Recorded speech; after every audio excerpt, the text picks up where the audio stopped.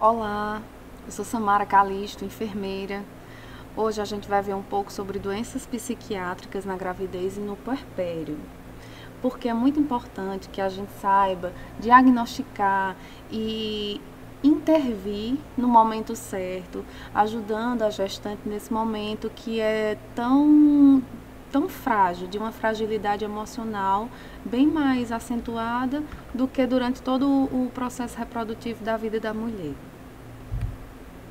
Então, na aula de hoje, a gente vai ver um pouco sobre as alterações emocionais durante a gravidez, depressão, distúrbio bipolar, transtorno de ansiedade generalizada, que é a TAG, esquizofrenia, tratamento dos transtornos psiquiátricos durante a gestação, alterações emocionais no pós-parto, depressão pós-parto, psicose puerperal e distúrbios de humor, transtorno obsessivo compulsivo e síndrome do pânico no puerpério.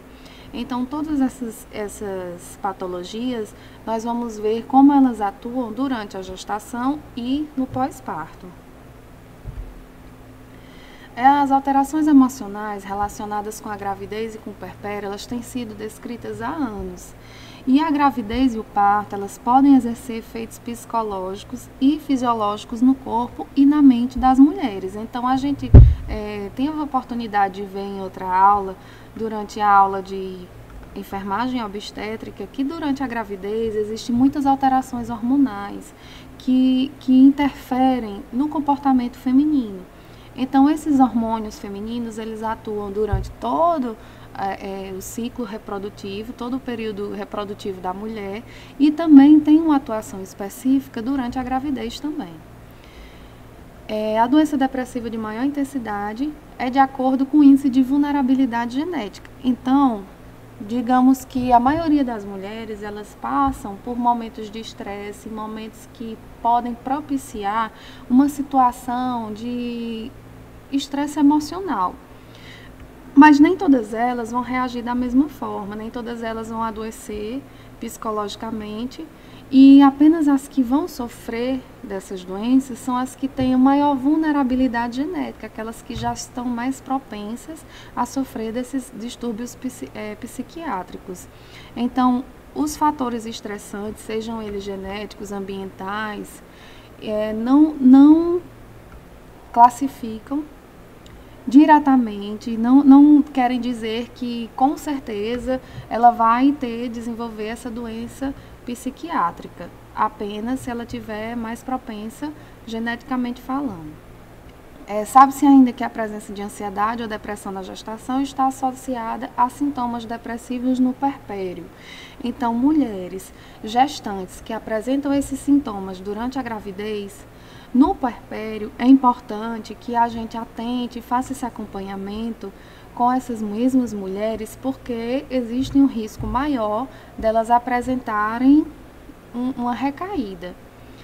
E as mulheres que já tiveram alguns casos de doenças psiquiátricas ou ansiedade ou depressão antes da gravidez, é importante que faça esse acompanhamento durante a gravidez também, por mais que não se declarem sintomáticas, não tenha nenhuma queixa, mas é bom a gente investigar com calma. Então, embora os transtornos mentais eles causem pouco mais de 1% da mortalidade, eles são responsáveis por mais de 12% da incapacitação decorrente de doenças.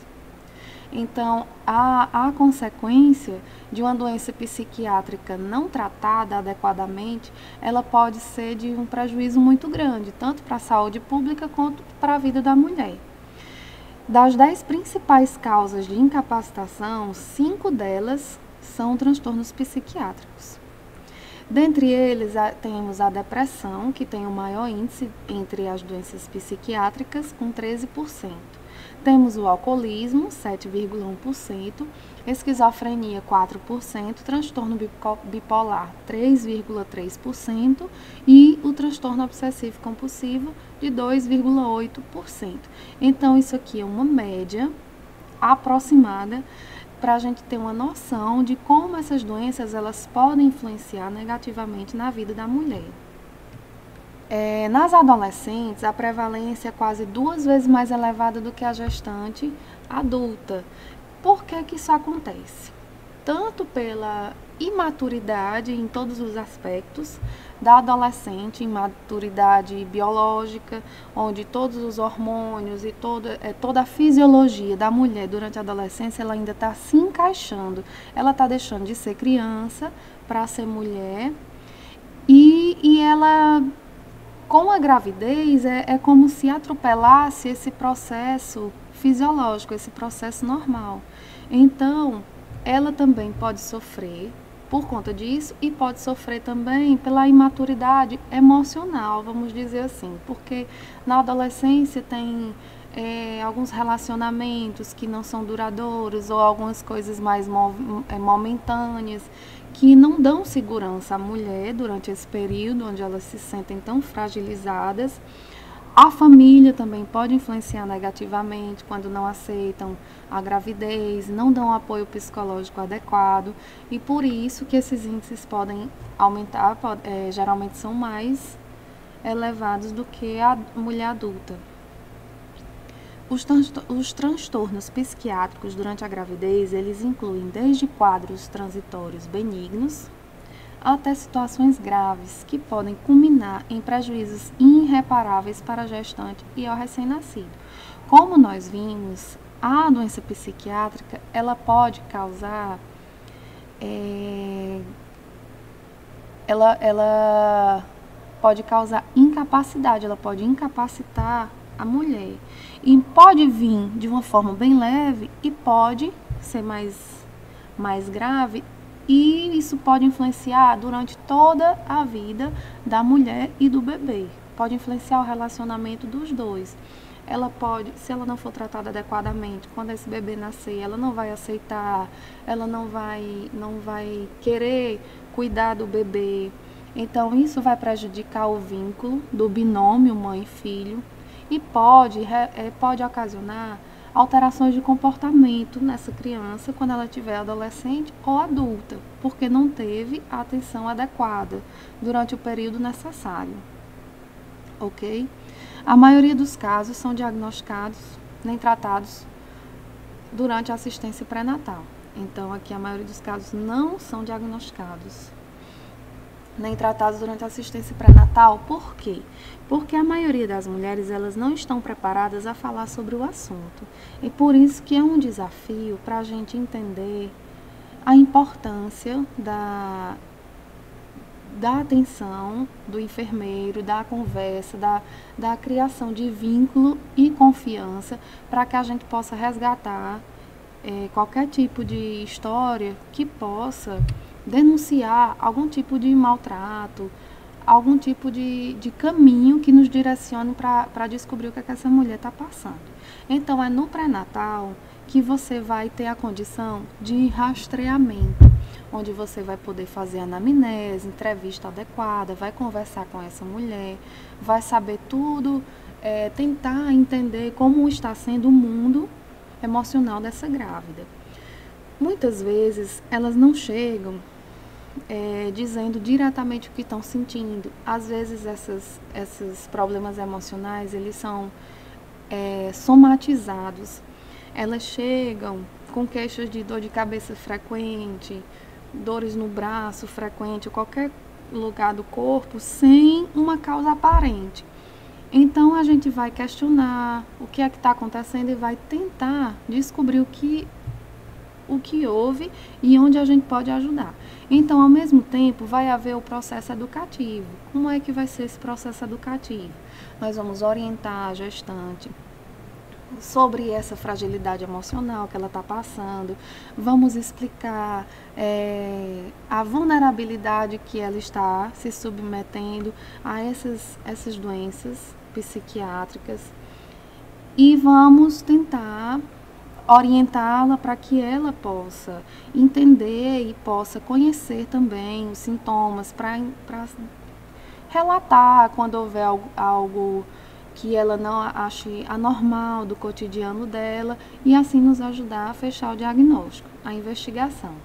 Então, nós vamos, como eu disse, fazer a pesquisa dos sintomas. Esses sintomas, eles podem ser aparentes e podem estar por trás de outras coisas. Então, é importante uma anamnese adequada e que ela seja feita tanto na primeira consulta de pré-natal e seja continuada durante todas as consultas subsequentes.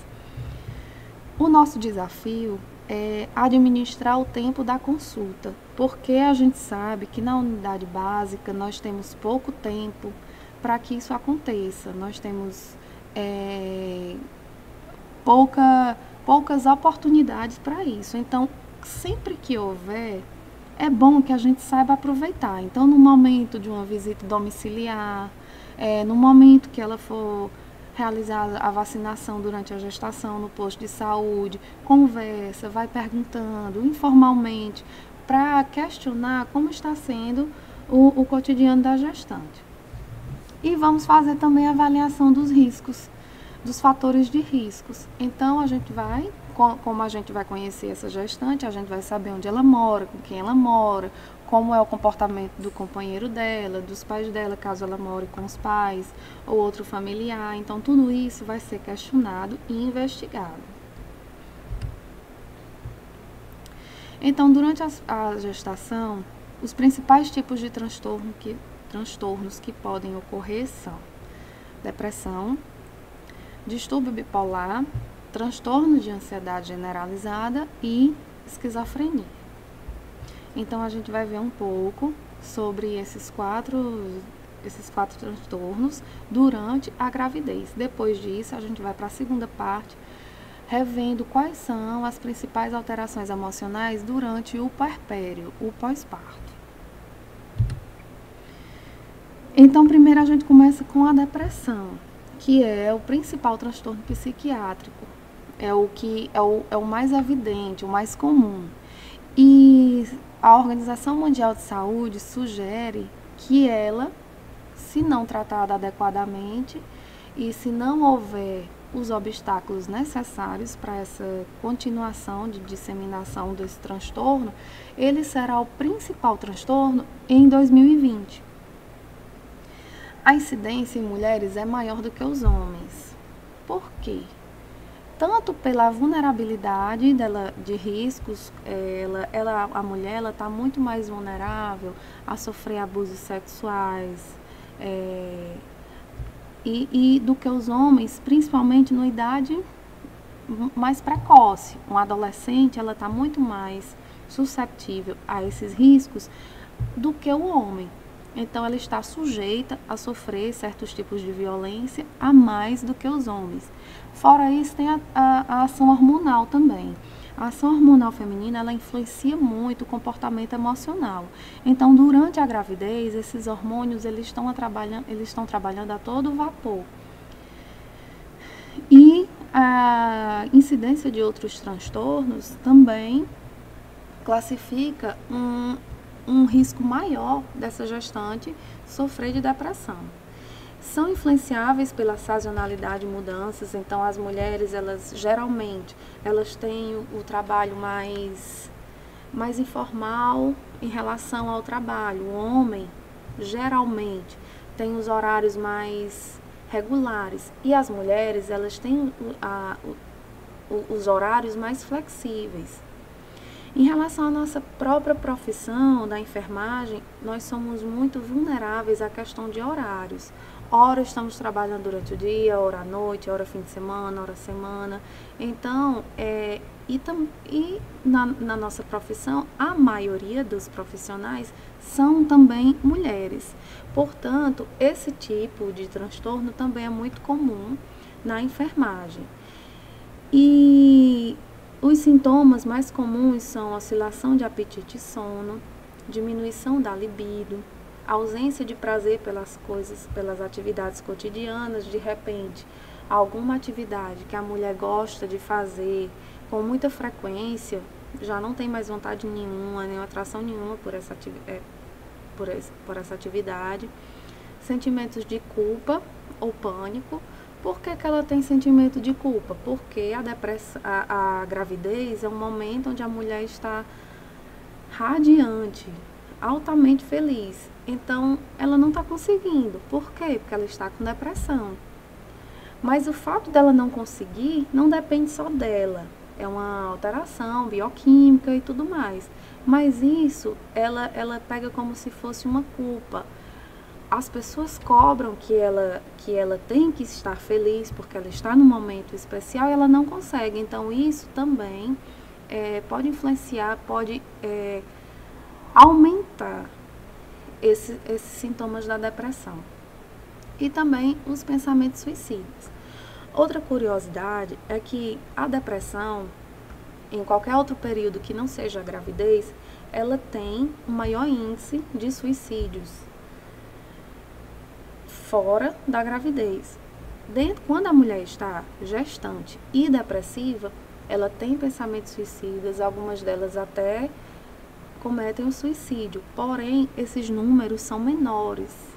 Talvez pela responsabilidade que sentem em carregar outro ser. Então, tem a culpa durante a gravidez de estar sentindo aquela doença. Os pensamentos suicidas, eles vêm, é um sintoma da doença, porém, a realização dos suicídios são mais comuns fora da gravidez. Então, a depressão na gravidez, nós chamamos de um tipo de proteção. O risco é muito, muito pequeno dela cometer suicídio. Essa doença ela pode trazer prejuízos para o bebê. Como? Existem estudos onde mostram que acontece um maior índice de prematuridade e os bebês eles acabam nascendo cada vez mais magrinhos, com baixo peso. Eles apresentam também problema de sono por volta dos 18 meses. E durante a gravidez, ela pode também fazer o tratamento farmacológico. A orientação que a gente dá é que esse tratamento ele seja acompanhado pelo médico, de preferência psiquiatra, onde ele vai avaliar a história da mulher, vai avaliar a necessidade da mulher e vai prescrever a medicação adequada. Dentre os relatórios de uso de medicação durante esse período mostram que os antidepressivos tricíclicos, eles são os mais aceitos. Também tem os inibidores seletivos da recaptação de serotonina, como a fluoxetina, sertralina e a paroxetina, sendo fluoxetina o mais indicado. E tem também, às vezes, o tratamento de alteração do sono pode ser usado como profilaxia. Então, entra o uso dos benzodiazepínicos.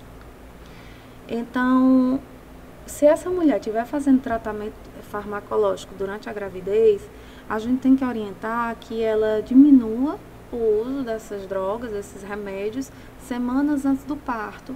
E vai diminuindo gradativamente até que durante as semanas próximas ao parto, elas não façam mais o uso dessa medicação. Distúrbio bipolar. É a ocorrência de episódios de mania. Quais são os principais sintomas? Exaltação, alteração de humor, euforia, hiperatividade, diminuição do sono, exacerbação da sexualidade, irritabilidade, agressividade e incapacidade de controlar adequadamente os impulsos e aceleração do pensamento. Ao momento que elas começam a acelerar o pensamento, elas não conseguem organizar as ideias e organizar o que tem para fazer e o que tem necessidade de fazer, e isso causa um sofrimento para quem é portador do distúrbio bipolar. Então, ora estão eufóricas, ora estão tristes, horas estão hiperativas, horas estão sonolentas, irritadas, agressivas, com insônia. Então tem uma divergência entre sintomas. Elas começam a falar muito, tendem a perder a compostura e noção de comportamento, começam a falar palavrões em meio a situações sociais, Então, as mudanças de humor, num sentido ou no outro, eles têm importante repercussão nessas sensações, nas emoções, nas ideias e no comportamento da pessoa, como uma perda importante da saúde e da autonomia da personalidade. Então, ela começa a não responder por si. Não é mais aquela personalidade que está sendo responsável pelos atos, seus próprios atos. Então, ela começa a ter os prejuízos sociais, como eu uma vez falei. Está num momento social onde ela começa a falar coisas inadequadas para a situação, e isso acaba causando um constrangimento e um prejuízo para a mulher. Tem a prevalência semelhante para ambos os sexos, porém a mulher ela desenvolve maior risco de uma ciclagem mais rápida, ou seja, os casos na mulher eles tendem a acontecer mais perto, com intervalos menores, enquanto o homem apresenta uma crise aqui e outra num intervalo bem grande, a mulher ela começa a apresentar uma crise, em seguida vem outra, e esses intervalos eles vão diminuindo e essas crises passam a ser recorrentes. Geralmente, o início desse distúrbio bipolar ele pode ser súbito, com rápida progressão desses sintomas, e isso a gente vai também investigar outros fatores, porque os sintomas do distúrbio bipolar, às vezes eles não vêm todos associados, como a gente viu no slide passado. É difícil o diagnóstico porque pelo pouco contato que você terá com essa gestante, pode